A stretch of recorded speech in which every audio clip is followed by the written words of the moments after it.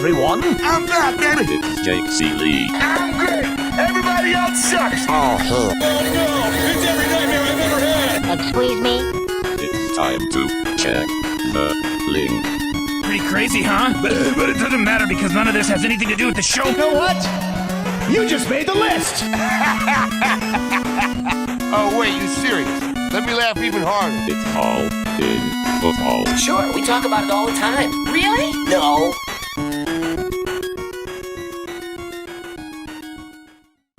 What's up, you ducks? I'm over here laughing because I always think to myself when I have a brand new guest on what the heck is going through their mind as they hear the intro I created over there. So, hey, everybody out there, it is All in Football live again, as always, a little bit later this Tuesday, but we're here live with special guest stepmom Lauren. Get to you in a second. As a reminder for everybody, code ALLIN, all in, 20% off everything at FTN Network. And if you want to go get the updated this morning, actually 12:01 a.m. this morning, updated the rankings and the customizable projection cheat sheet where you can change the things. If you say, Jake, you're stupid and you don't like them, you can do whatever you want with the projections and see how they resort for you. If you go to theathletic.com/BetsTV, first month is free. We are continuing week 2 preseason recap, and it's not like we have any news to talk about from last night. But before we get to that, welcome to the show, Lauren. What were you thinking for about those 45 seconds as you heard my intro for the first time ever? I really wanted to go back and start playing some video games. And then the first thing that popped in my head, people, is Zelda is the girl. Link is the dude. That is. Get it right. It is 100% true. I'm seeing. Wait. Oh, well, there's one. Oh, no, it's blocked. It's blocked by my duck and all in kid. I'm looking for my Zeldas and Links. I don't have any Zeldas. I only have Links. Oh, there's Link way back there. See, Link is the cool one, especially on the Nintendo 64 version where she was like, Zelda was the ninja and you really didn't know who she was until it was revealed. It was like, oh my God, it's Zelda. And she was super, super like awesome and kick ass. And then I don't know what happened because when you're playing the final boss, she's like, oh my God, falling rocks. What do I do? And you're like, oh my God, woman. What happened to the ninja? Come back. Oh, it was dramatic. You know, I gotta tell you, of all the people I've talked to and had guests, I do appreciate not only the fact that you're talking Legend of Zelda with me. By the way, that's my Check the Link t-shirt. That's where Check the Link, and that's all it comes from. Do you see what I did there? Oh. The continuity that you're paying attention to this game, because I have such a thing with logic gaps and everything like that. We do have to put some aside for movies and stuff like that. But at that point, when you're so right in the fact they established her as a badass. Seriously, she's like a disappearing, teleporting ninja. And then suddenly she's like, I can't run. Help me down the stairs, Link. It's like, oh my God. I'll help you with my foot in your butt. Move it along, woman. Jeez. So, it was. The entire game, the premise was, who is this fascinating chick? And I was like, yes, female empowerment. And then at the very end, it was like, really? So, for everybody out there, Tino was laughing because before we even started the show, we somehow spiraled into Zelda here, Legend of Zelda, because make sure we link and Zelda correctly, as we were talking hair care, whether pups and dogs and cats and feral cats that are actually really nice and on your side of the thing, and you're saying like what it takes to continue, actually not get a messy scalp, and that you don't wash it every single day, but you do have to take. I think this should be a whole episode on just teaching people how to treat their hair. Honestly, the struggle is real. The struggle is real. People need to understand this. It is a thing, and my cat is awesome, as are my 2 dogs. I'm also a hockey lady, so he's named after my favorite St. Louis Blues hockey player, Ryan O'Reilly. His name is O'Reilly. He's my champ. That's I know. Do you know my dog's name? Hopefully, you should. Barkley. Yes, and it's after Saquon, not Charles, right? You know what? I just thought it was a dog and it barks, so Barkley. That's where I went with that. She actually, I'm angry at my parents for this. Like, we're going to talk football at some point, people. She never barked until so my parents have a Great Dane. They actually had 4 Great Danes at one time. Now they're down to 1. But but she plays with him, and she plays pretty aggressive for the size difference, but never, ever, ever barked at anything until she started playing with him regularly. And now she does occasionally get a little defensive bark when people walk by the windows and stuff like that. So it wasn't Barkley. That's why. It was Saquon Barkley, and it was the play on words for Saquon. Yeah, see? You know what? Hey, name it after your favorite, players. That's super awesome, except if they possibly get traded, which is why I'm really glad I didn't name him Vladimir Tarasenko, because that probably is not going to happen in hockey, I swear. And the only good Great Dane story. Hockey names you could go with. There are several. Oh my goodness! Stop it. What are we gonna call? Not get into hockey. You should probably stick with football. Come here, Lundqvist. Come here. Yeah, Einrich. Come on, that's a great name for a pet. Like, what's your dog's name? Einrich. What's yours? There's just so many more in football that is so much better. Like Chase. Vlad. Like, you can name your killer dog or cat. That's also from baseball. Vlad. The true. By the way, wait, time out. Tell everybody where they can find your work, by the way. So, while you're on this show, we're going to get to that. There's actually your fantasy football knowledge, but yeah, where they can find all your other work at the same time. Okay, I am woefully not ready to share my website, stepmomlauren.com. I do need to add in a bunch of new work that I have done. I am kind of behind on that, but you guys can find all of my work on my website, stepmomlauren.com. Again, updates coming soon. I am a writer and analyst for very lots of places. So you guys can find me everywhere. Fantasy Footballers, Fantasy Pros, Mayo Media Net, Football Guys Staffer, NBC Sports. So I got a lot going on. But yeah, that's why I just say go to stepmomlauren.com and make sure you put stepmomlauren.com. Googling may not be safe for work. No, that's not me. And I managed to get her onto page 2. So that's good. I mean, I call that, Oh, wait, there's a real thing? There's real, be careful about? That's what there is. Not safe for work. I thought you were just making being tongue in cheek, but okay. Nope. Yeah. So nope. Believe me, I was told of this when I first came onto the fantasy scene, and I'm busting out some knowledge, and they're went and Googled me. They're problem alert. It's I know, I'm working on it. Thank God I also build websites for a living as my side hustle now. That used to be my full-time job. So I was able to kind of take care of that. And I know you're Googling it right now, and that's why. No, actually, definitely not. That's the funny thing was Benny, a part of this whole network and empire over here. So empire. The funny thing was we were talking the one day what would be your fake name, your fake create a player name. And so the thing is I always use Carter as my last name because nobody can say Ciely. But also my favorite baseball player growing up was Gary Carter. So I put Jake Carter. And then I was but if I had to be an action, and I think that's where we're going, what would be a good action name? And I was I don't know, Carter would sound better as a first name. I was maybe Carter Chase. And he's oh, you might not want to look that up. And I was what are you talking about? So there's another, do not do that. Don't go look Don't do it. No, I'm not recommend. I will never recommend that. Yeah, it's when you walk by a button, it says do not push. You have to push it. That's just what we created right now. But real quick about your Great Dane story. My 4.5-pound Pomeranian managed to terrify a Great Dane at the dog park so badly that it hid underneath the picnic bench the entire time. Wow. See, I told you before we started the show, Pomeranians are little evil tiny dogs, most of them. They're not evil. They don't bite ankles. They just alert, and they're you're bigger than I am, and I don't like it, but I'm going to show you who's alpha. Come on, that's great. Yeah. Barkley over here growls when people walk by, but if anybody walks up to her, she just rolls on her back and puts her legs up. So. I give up. I can take the TV. It's all yours. She sounds angry, but she's not really. Hey, that's me and my comments. Yeah, that's how the things roll. She got it after me. But speaking... rolling up and playing dead. Look at that transition there. You like that? We do have some news from last night. We haven't had the official report on Travis Etienne. We don't know. So apparently, and I'm learning just as probably most people are this morning, learning about the Lisfranc injury and the severity of it, that there could be a 1, 2, or 3, similar to spraining any body part, but the one is actually a 3 to 5 day absence, and he could be back in quick time, ready for week 1. The grade 2 is a couple weeks, which makes it sound potentially like October. And then, of course, grade 3 is who knows if he comes back this season.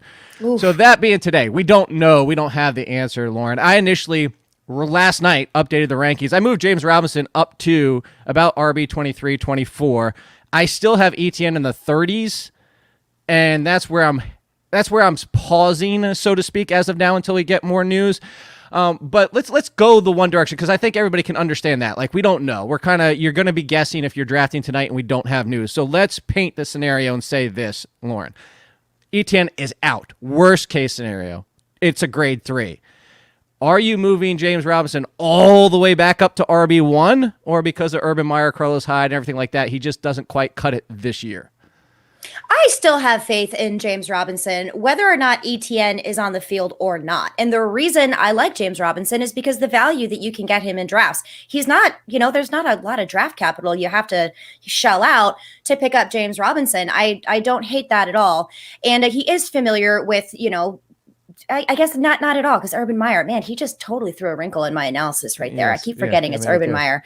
Yeah, I saw some moments where I was like, Urban, you're not in college anymore. Like, this is the NFL. What are you doing? I had some of those moments. But yeah, I wasn't really high on Etienne to begin with. I don't like running backs by committee. I will refer to that as the RBBC for anyone who may be new to that term. I don't love it. But James Robinson has been a little bit more stalwart for me, and I don't mind taking a shot on him even still. This is likely going to bring his ADP up a few spots. I'm okay with that because I will be looking at James Robinson as an RB3, as a flex, possibly as early as an RB2, depending on how deep my league is. And I'm really okay with that. And if there's somebody else I'd rather take other than him, then I'll go ahead and move on. But the thing with Travis, I've never really been sold on Etienne in his rookie year. Now, do I think that he's going to be spectacular? Yes. Second half of the season, yes. And for 2022, off the charts, but not this year. Okay, so let's say that Etienne, grade 3, out for most of the season, indeterminate return. Let's go that far and say, would you go James Robinson or Chris Carson? Oof, I knew you were going to ask because as soon as I said that was the first name that popped in my head was Chris Carson. Okay, I would really have to think about this. And for me, one of my favorite phrases is called splitting hairs with a hatchet. And I feel like this is what this is. So for me, I may lean Chris Carson here, but I don't necessarily like it because I really want to look for sustainability. And I feel like James Robinson has proven that over Chris Carson. But at the same time, Chris Carson has also proven that he can get the job done when he's on the field. So for me, you're talking very, very, very close, very, very close. And yes, that is the key phrase is staying on the field.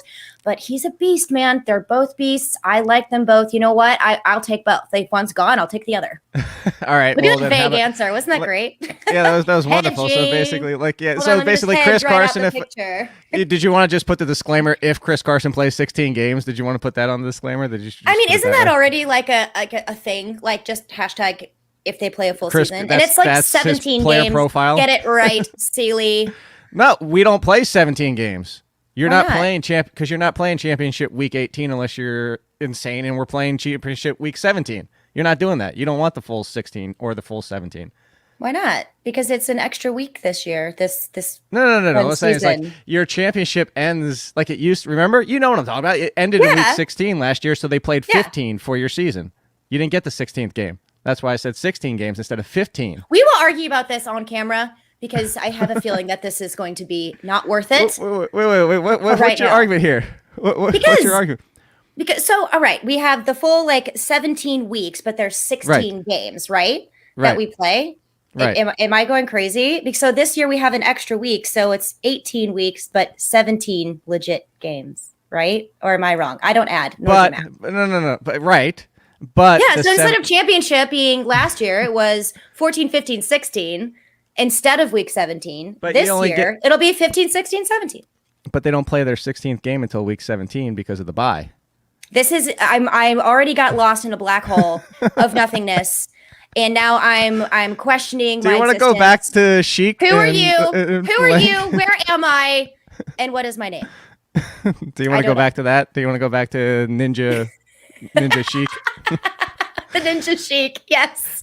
No, I'm kidding. Let's go on with fantasy football. Well, I want to give you one more toss-up. James Robinson or Mike Davis? Oh, James Robinson. That was pretty quick. Yes. So let me hold on. Let me do to you what people do in my comments. Why do you hate Mike Davis?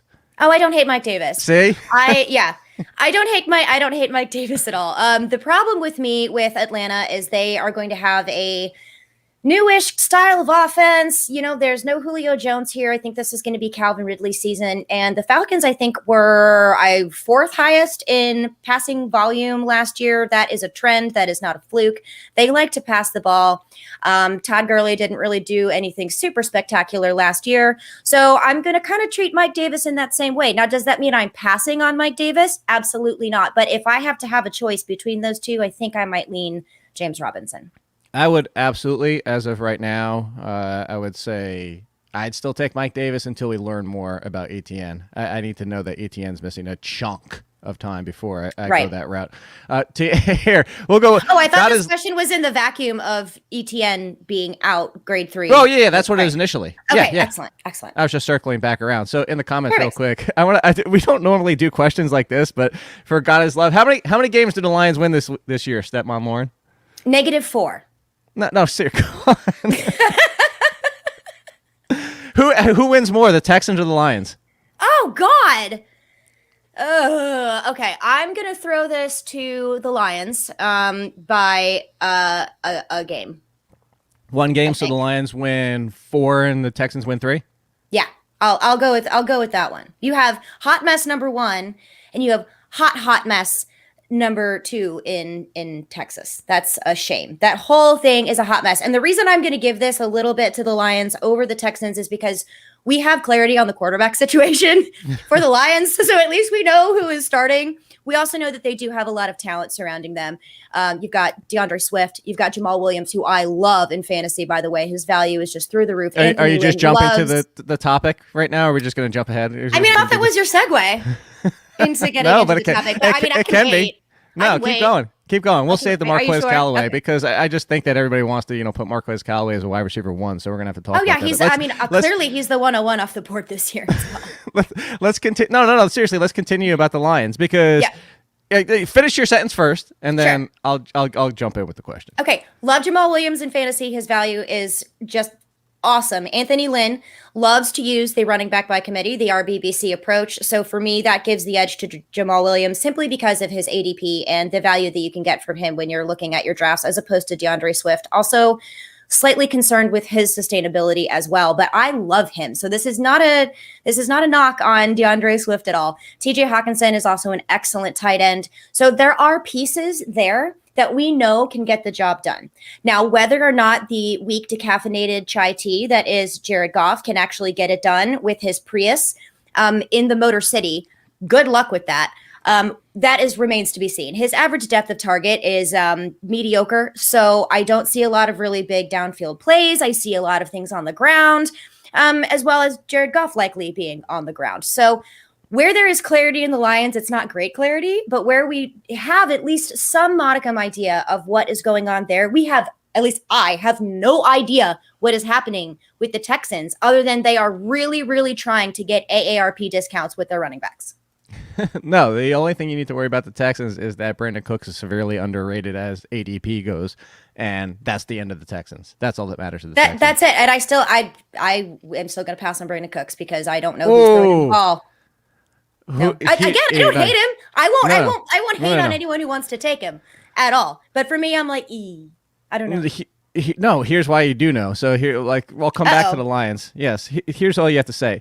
If I told you I was throwing the ball 150 times to Brandon Cooks, would you really be that upset? It's 150 times, even if he only catches 50%. I'm not talking down to anybody. That's easy math for. So. And what 75 receptions for Brandon Cooks means over 1,000 yards, 5 to 7 touchdowns, and a solid wide receiver too, which, by the way, Brandon Cooks, even playing with Jared Goff and playing with the Patriots and playing everywhere he's played, and the Texans, and granted he had Deshaun Watson, but to Brandon Cooks' point, out of the past 5 years, the only time he hasn't finished as a top 15 wide receiver is when he was hurt and didn't finish the season. So other than that, and I'm not saying he's top 15. I'm just saying he's 20 to 25. But to your point, everybody's so down on him that he's not even going there. He's going like wide receiver 30. Yeah, that's true. You do make a solid point. Kevin just asked what my ADOT is. My ADOT's probably like 0.5, just to give you an idea. I'd have to just have Brandon Cook standing in front of me. Literally, yeah. It's like stand there, arms just I had this huge. All right, so there was 3 friends sitting here. It was me and another versus the other 2, and the other 2 were legitimately sitting there with a stone cold straight face, trying to tell us if you gave them 10 pass attempts in the NFL, they could complete 1. And we were like, "You are out of your bleeping mind. You cannot. We could give you 100, and you're not completing 1." Everybody sits here and thinks like, "Oh, the NFL, like whatever." Look at the quarterback level of play from college that gets to the NFL that fails and never even starts a game. And these guys are sitting here like, "Oh yeah, we could complete a pass." But anyway, that wasn't the point.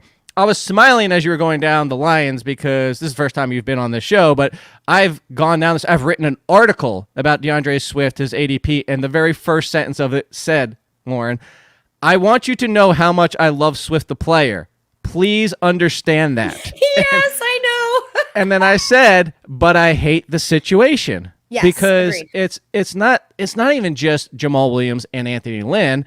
It's that the crutch argument people come back with is, okay, well, they're going to have to pass a ton. Well, there's 2 things. You mentioned Jared Goff, and Jared Goff the past 2 seasons, and granted he hasn't had DeAndre Swift, but the past 2 seasons, out of qualified 57 quarterbacks, he's dead last at percentage of throws to running backs. Dead last. So that's a factor. Second part of it is you bring up Jamal Williams. Jamal Williams is a very good pass blocker. Jamal Williams is a better pass catcher than people realize. So it's not that Swift is going to get every single passing down. So I'm 100% with you on that. I think Swift's ADP is too high for those concerns. But the thing that you kind of left out, and I want to talk about, and this is it's the receivers. And what did I put in the show sheet of like? I left them out because there are none. Sorry, I'm on Russ St. Brown. You have the greatest name ever.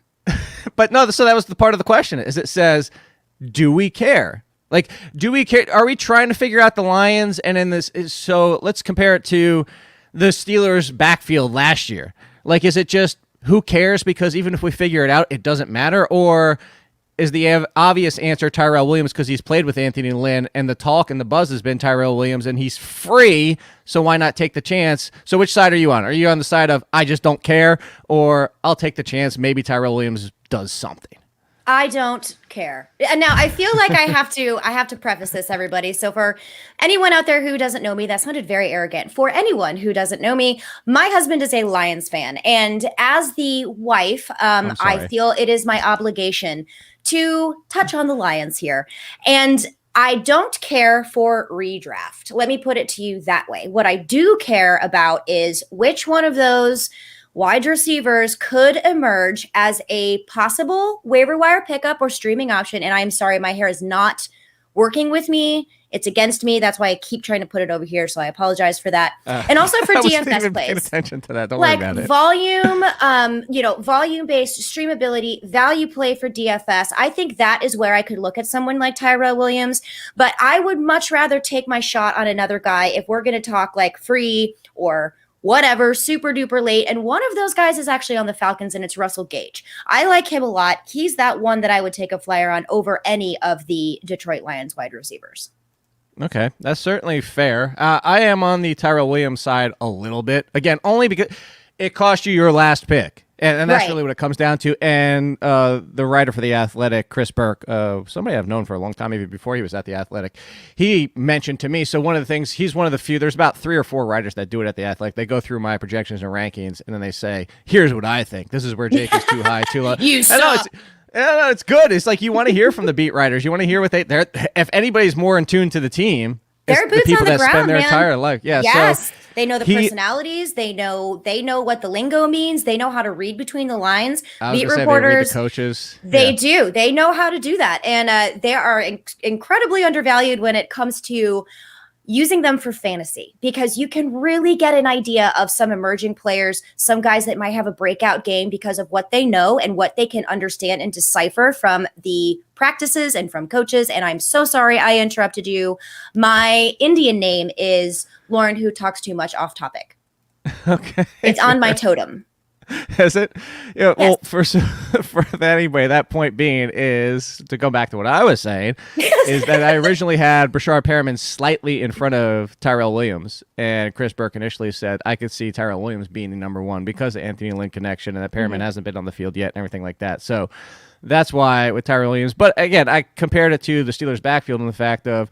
And what we're doing with the Houston backfield this year is, okay, you might get a game or two, but in the end, where is the real value outside of DFS. Before we get to the next topic, Kellen Wampler, or Wampler. I'm guessing Wampler, but you can tell me if I'm Wampler. wrong. That sounds so much more fun to say. It's not like Than Wampler, Wampler? it's Wampler. You know, like that sounds like a tree or something, like the Whomping Willow from Harry Potter. I like this. Wampler it is. What's up? We're not doing Harry Potter because we won't go down that road. Right, so, do you have any advice on draft pick valuation? He said he's been offered 3-2 and 7-2 for 3-9 and 5-9. General advice on the value of picks is fine. So one is, no way I'm taking that. You're moving up 7 picks to drop a round and a half. That's not worth it at all. Basically, I don't like to ever give away a top 3 or 4th round pick.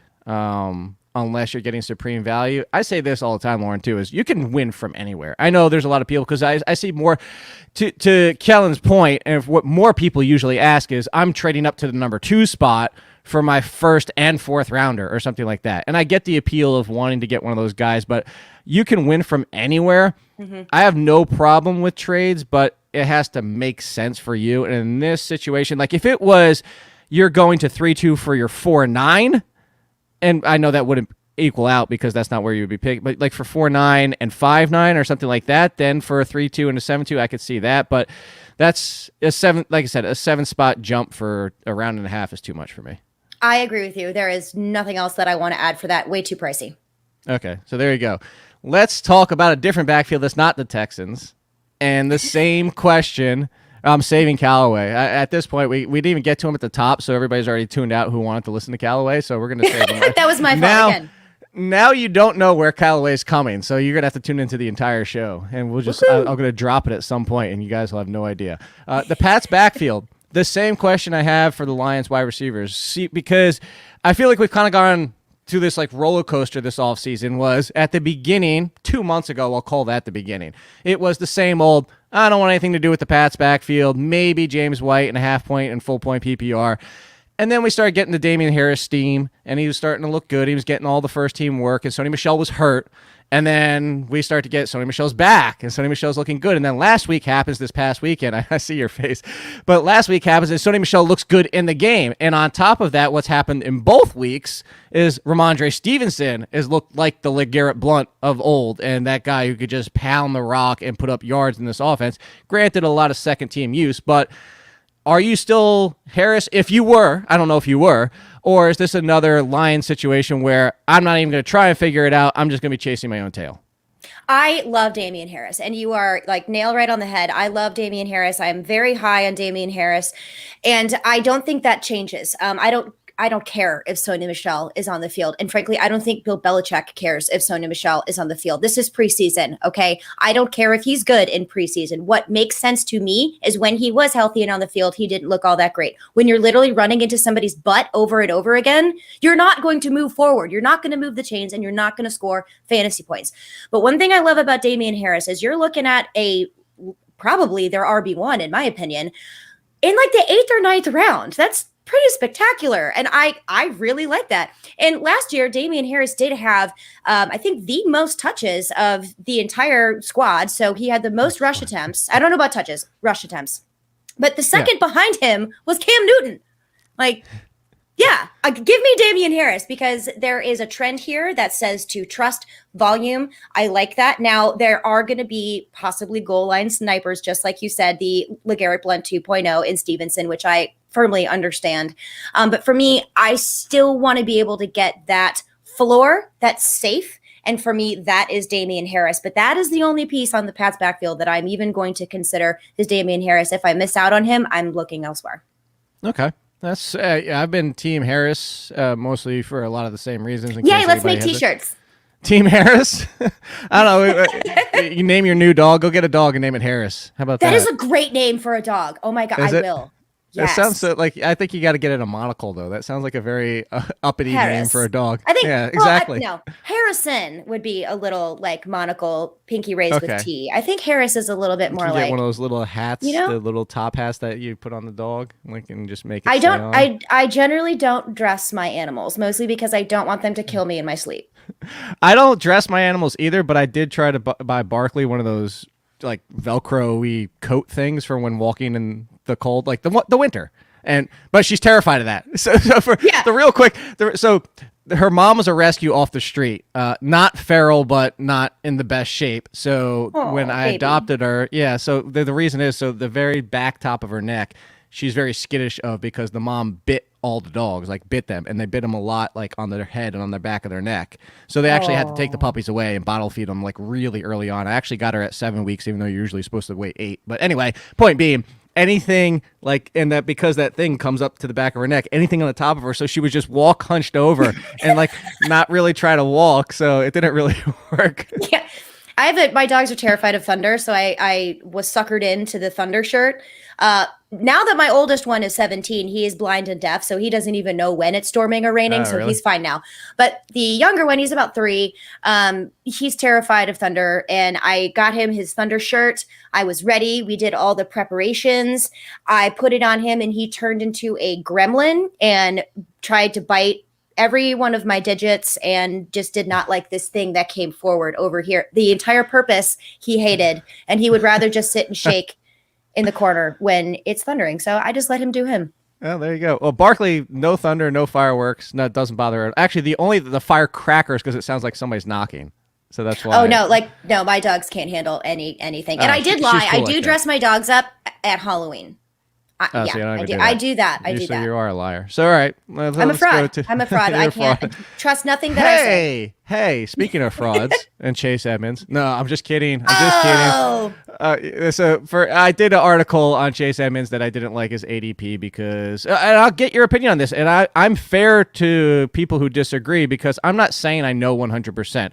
Mm-hmm. We do what we try to do. We evaluate talent and try to read the tea leaves ourselves.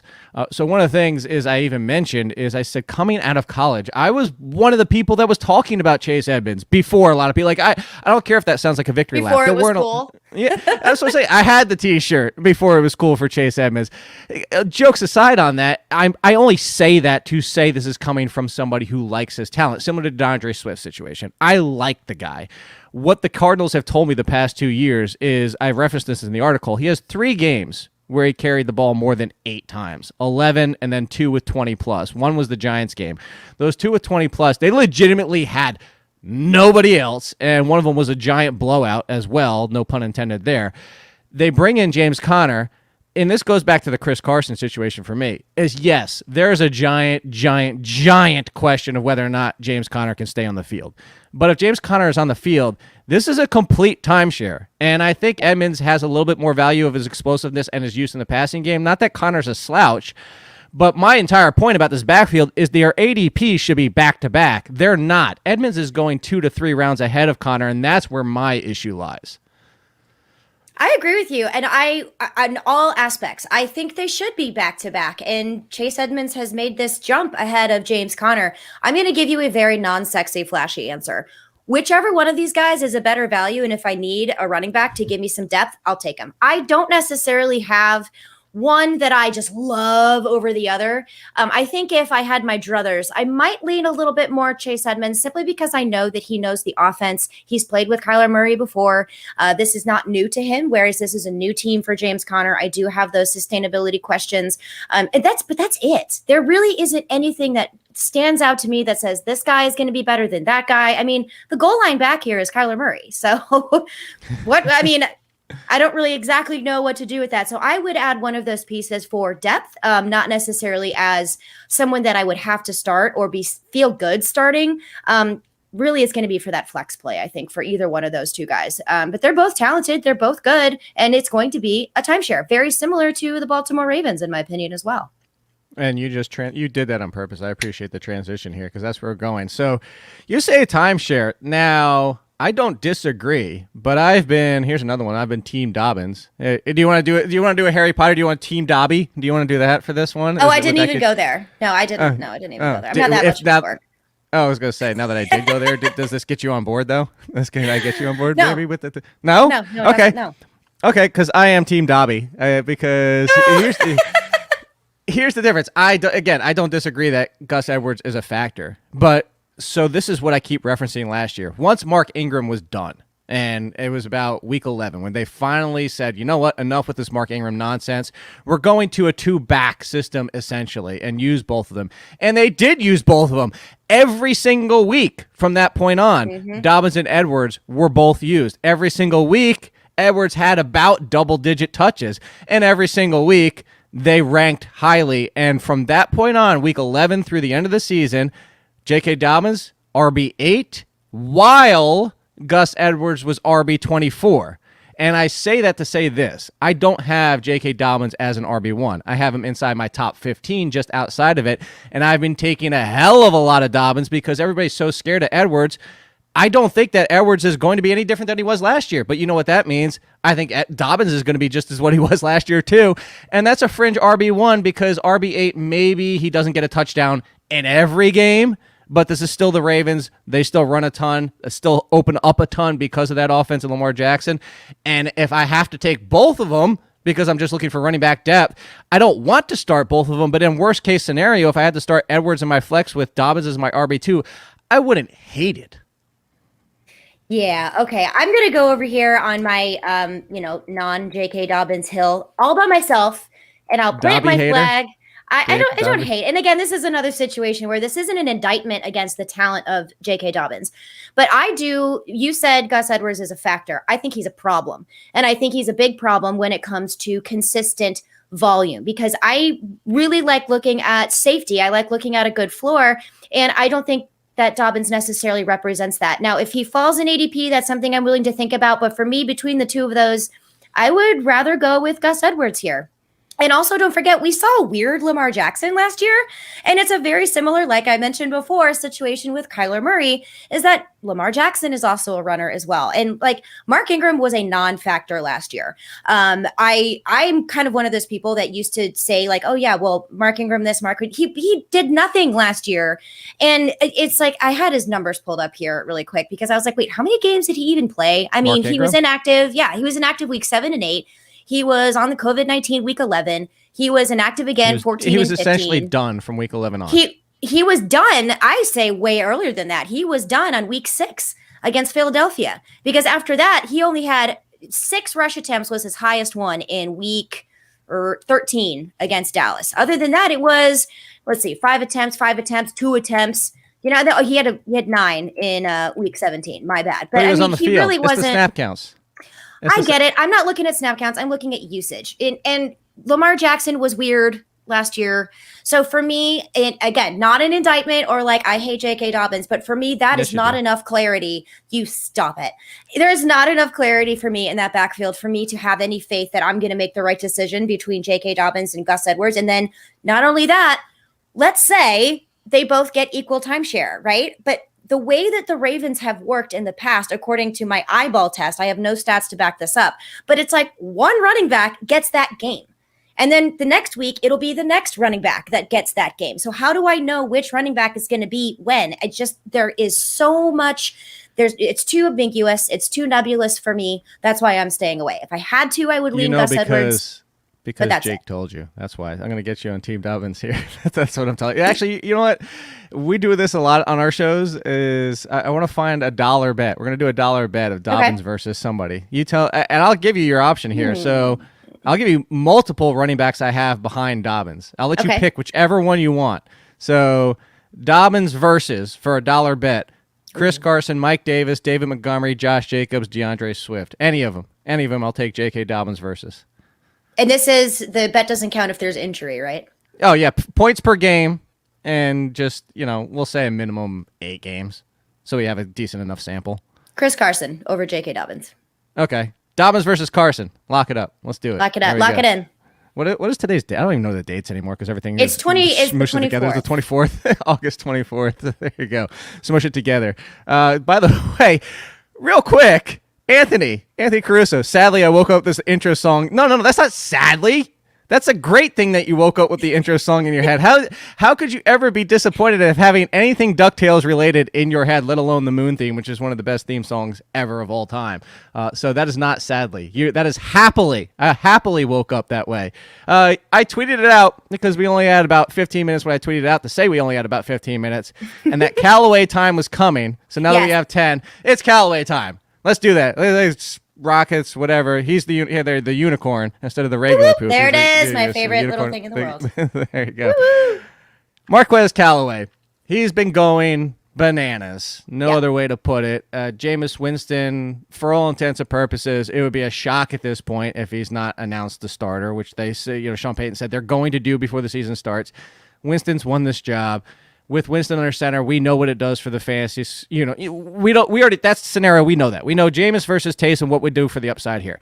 The excitement for Callaway, I pushed him up into, I'll give you the tier of wide receivers I put him in with, Lauren. And then, because one of the comments I got this morning was, why are you so low on Callaway? Like, immediately what we're doing, I know somebody that sent out sent out a trade last night with Callaway, and smartly to sell high.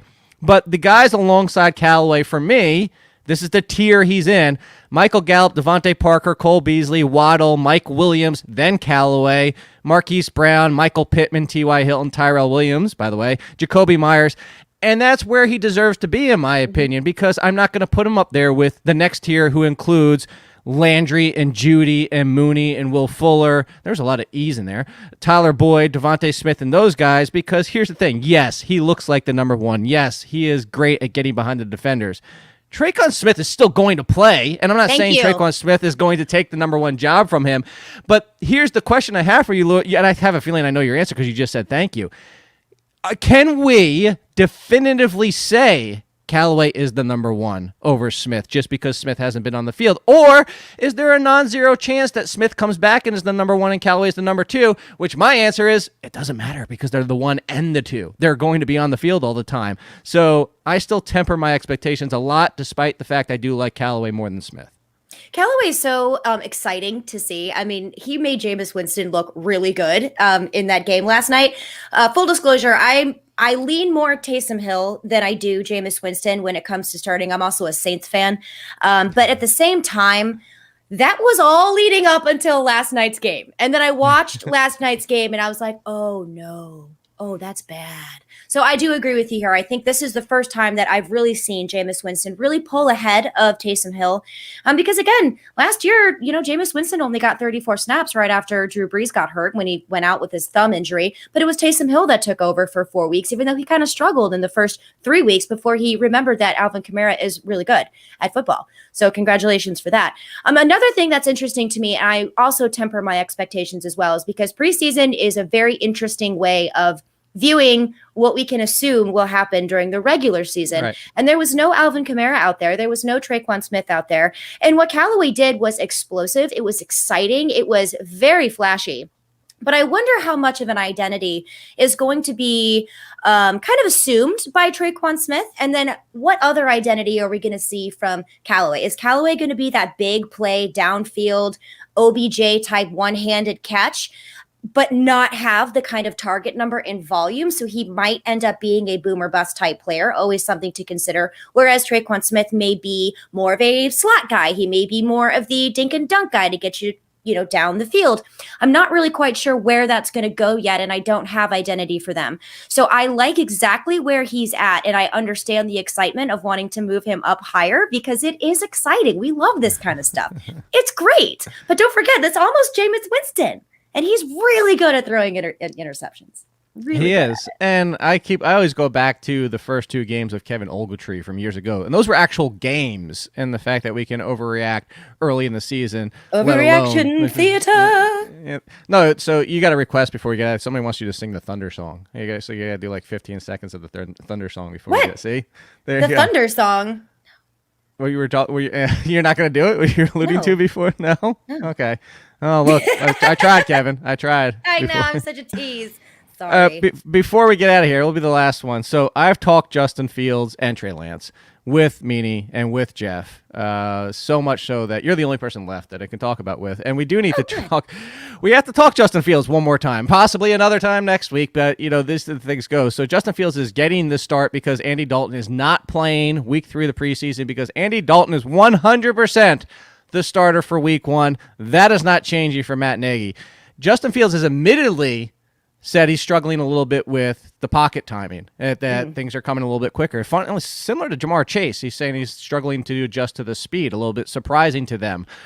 But Justin Fields, for the upside for fantasy, because of the rushing, because of the arm, Do you think we see Justin Fields sooner than later? And if so, are you even drafting Justin Fields to stash him because you know he's not starting the season? Interesting. Lots to unpack here. So Yes. I'm going to do this slightly. You're actually not. I just did if anybody doesn't know, that's actually a journalism faux pas is to shotgun questions because so you know as well. But anyway, try. I'm a high school graduate, dude. University of Missouri. Try to receive all the bullets, unlike the Matrix. Don't dodge any of them. Yeah. Okay. So the first thing I'm going to say here is about Justin Fields and the speed with which it's hard to maintain his pocket because there is no pocket. There's no time. The Bears offensive line is atrocious. And literally he's there for like negative a second and people are like seriously all over him. Same thing with Andy Dalton. That's not an issue of just Justin Fields. So what should Matt Nagy do when it comes to realistic expectations about winning football games? You have a mobile quarterback that can help alleviate some of those offensive line issues that are not going to help create time in the pocket. And you can do that with someone like Justin Fields. Now, I think he will start. I think week 1, and I know this may not be a popular take, and for that, I am sorry. Andy Dalton, your beard game is on point, but you are a sacrificial lamb for week 1 against Aaron Donald. I've said that a million times. Just like go butter yourself up a little bit, make yourself look real, real nice because you're about to get a beat down from like a giant man, which I know he knows. He's been in the NFL. He's a veteran. And I think he might be a little bit aware of this as well. So do I think that Justin Fields is going to take over immediately in week 2? Nah, I say by week 4, maybe we could see him on there. So your next part of your question, am I, yeah, good point. My bad. Poor Lions. I always melee them. That's, not good. But I am taking a shot on Justin Fields because of the mobility of his legs, the rushing upside that he can give me. And there is some safety in the floor there as well because he can move around because of this horrible non-pocket that doesn't exist for the poor kid. So yeah, I am taking a shot on him late and I have no problem stashing him because I do think he will start and I do not think that he is going to be behind Andy Dalton for the entire season. And did I answer all of your shotgun questions there? Yes, you did. And I actually don't even the one that I even throw in there is how much that I do think Justin Fields has a terrific arm. And I've said this time and again, is all the Zach Wilson love of that rollout pass that everybody was highlighting before the NFL draft. Justin Fields was doing the exact same thing, and nobody wants to talk about Justin Fields for some reason. I have never understood it. And oh my God, I cannot wait for the day that we get to watch Fields and Mooney together and streaking down. I know. Should we have we should have a week 2 watch party? When we see Justin Fields on the field. I don't know. Wait, that might extend all the way up until week 4, so we'll have to find out on that. But before we get out of here, since you're not singing, at least once again, tell everybody the 8 billion places to find you. If I miss one, I'm sorry because there's a lot. So I am a writer, analyst, video podcast person for lots of places. Writer for the Fantasy Footballers, also for Fantasy Pros, NBC Sports Edge, Mayo Media Network, and staffer for the Football Guys. And you guys can find my work on my website when I eventually put up all the new stuff that I've done because I've been lazy. I haven't done it yet. But stepmomlauren.com is generally where you can find all of my work. I am also Stepmom Lauren on all social media. Please feel free to come and say hi. Let's chat football. I love answering your questions. I love just generally going back and forth about football in the sport that we all love. It doesn't matter what color your skin is. It doesn't matter what gender you are because fantasy football is blind, which is one of the reasons I love it so much. And always remember, everybody, please be kind to one another. There's no reason for hate in any industry, let alone one that is simply about fake stuff and fun things and is glorified, educated guessing. Let's be kind.